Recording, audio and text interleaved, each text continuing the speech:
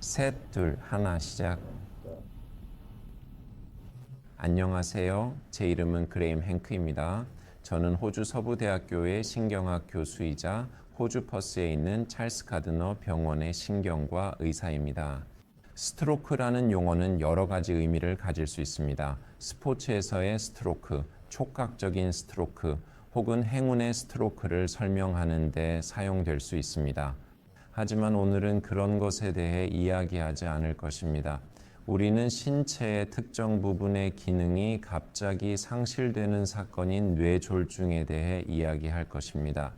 이는 그 신체 기능을 담당하는 뇌의 특정 부분의 기능이 갑자기 상실되기 때문입니다. 이는 대부분 그 뇌 부분에 혈액 공급이 부족해서 발생하며 드물게는 그 뇌 부분에 출혈이 생겨 발생합니다.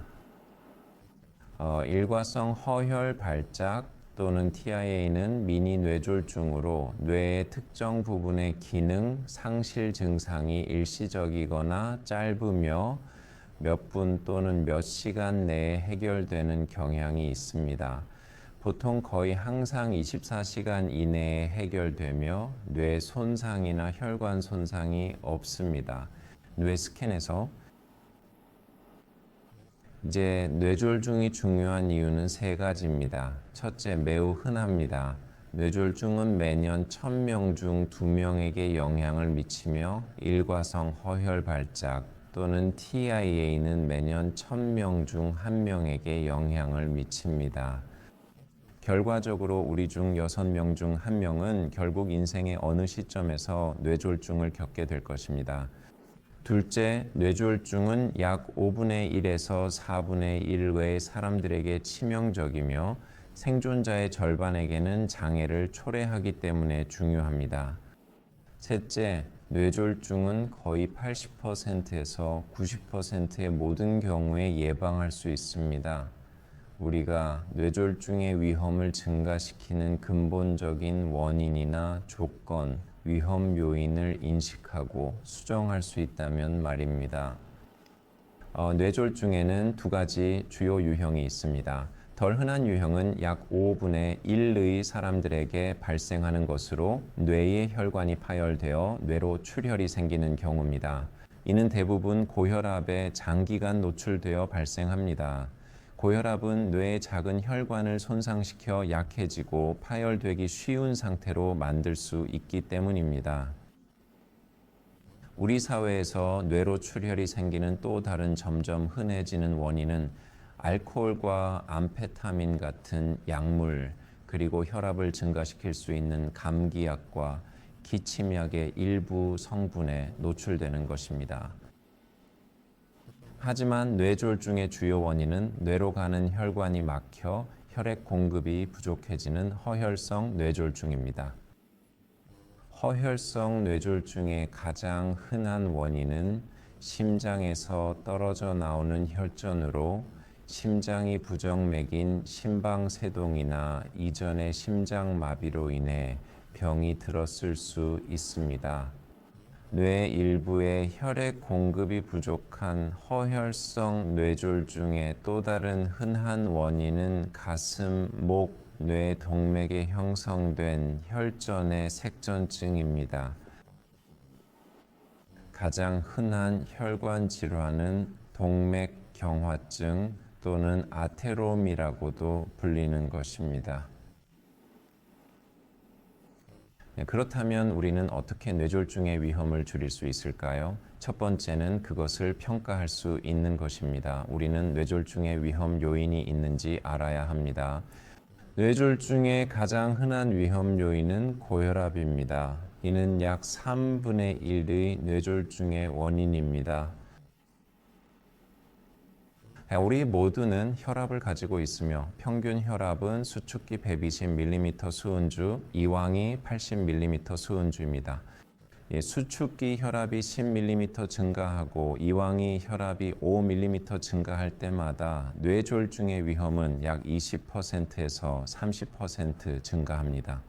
따라서 수축기 혈압을 10 이왕이 혈압을 5만 줄여도 뇌졸중의 위험을 약 30% 줄일 수 있습니다. 혈압을 낮추는 방법은 식단에 소금을 추가하지 않고 소금 함량이 낮은 음식을 먹고 알코올 섭취를 줄이며 신체 활동을 늘리고 이상적인 체중을 유지하여 과체중이나 비만이 되지 않도록 하는 것입니다. 또한 우리의 삶에서 혈압을 증가시킬 수 있는 심리사회적 스트레스를 줄이려고 노력하는 것이 이상적이지만 이는 말처럼 쉽지 않을 수 있습니다. 뇌졸중의 두 번째 주요 위험 요인은 흡연입니다. 세 번째는 혈중 지방의 증가이며 그중 가장 잘 알려진 것은 콜레스테롤입니다. 우리는 식단에서 포화지방 함량, 트랜스 포화지방 함량, 그리고 칼로리 섭취를 줄이고 신체 활동을 늘리며 가능하다면 이상적인 체중을 유지함으로써 혈중 콜레스테롤 수치를 줄일 수 있습니다. 네 번째 주요 위험 요인은 당뇨병으로 이는 본질적으로 과체중과 식단에서 높은 지방과 관련이 있습니다. 다섯 번째 주요 위험 요인은 심방세동 또는 점점 흔해지고 있는 불규칙한 심장 박동으로 현재 아마도 뇌졸중의 가장 흔한 원인일 것입니다. 이는 고혈압으로 인해 심장이 손상되거나 아테롬으로 인해 심장으로 가는 동맥이 막혀 발생합니다. 뇌졸중의 다른 주요 위험 요인은 과도한 알코올 섭취와 심리사회적 스트레스입니다. 이들은 모두 수정 가능한 위험 요인입니다. 불행히도 수정할 수 없는 뇌졸중의 추가적인 위험 요인도 있습니다. 그것은 우리의 나이, 성별, 인종 및 민족 그룹, 그리고 유전적 구성입니다.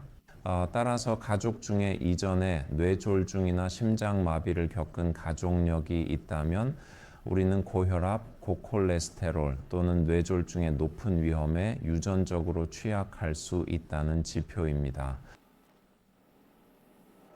따라서 뇌졸중의 위험을 줄이는 첫 번째 단계는 우리의 뇌졸중 위험이 무엇인지 인식하는 것입니다. 다행히도 뇌졸중 위험계는 사용자 친화적이고 쉽게 접근할 수 있는 방식으로 이 정보를 제공해 줍니다. 뇌졸중 위험계는 우리의 나이, 성별, 인종 및 민족 그룹, 그리고 가족의 뇌졸중 병력과 같은 수정할 수 없는 위험 요인을 입력할 수 있게 해줍니다. 또한 흡연 여부, 알코올 섭취량, 그리고 삶의 스트레스 여부와 같은 뇌졸중의 알려진 수정, 가능한 생활 습관, 위험 요인을 입력할 수 있게 해줍니다. 위험계가 묻는 추가적인 요소는 우리의 혈압, 아마도 콜레스테롤, 당뇨병 병력, 그리고 공복 혈당일 것입니다. 혈압, 콜레스테롤, 공복 혈당, 그리고 당뇨병의 지표인 헤모글로빈 A1C를 측정하기 위해 일반의에게 방문해야 할 수도 있습니다. 뇌졸중 위험계는 이러한 알려진 위험 요인으로부터 향후 5년 및 10년 동안 뇌졸중을 겪을 절대 위험을 계산할 수 있게 해줍니다. 또한 우리와 같은 나이와 성별의 사람과 비교하여 뇌졸중의 상대적 위험을 추정할 것입니다. 뇌졸중 위험계의 추가적인 기능은 절대 위험과 상대적 위험을 계산할 뿐만 아니라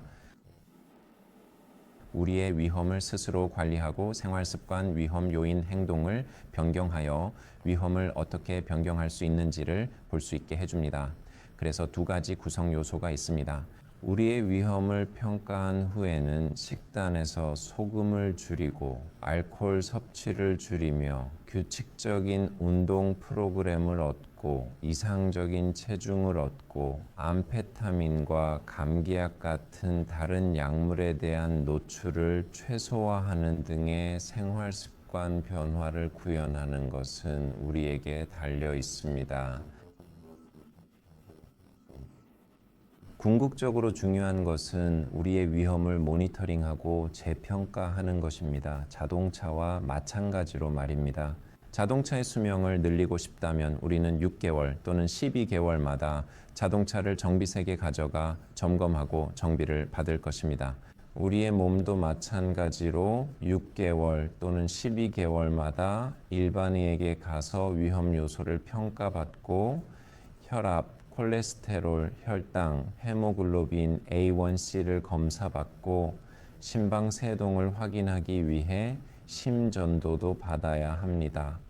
그런 다음 이러한 변수를 위험 측정기에 다시 입력하여 우리의 행동 수정으로 인해 위험이 감소했는지 확인할 수 있습니다.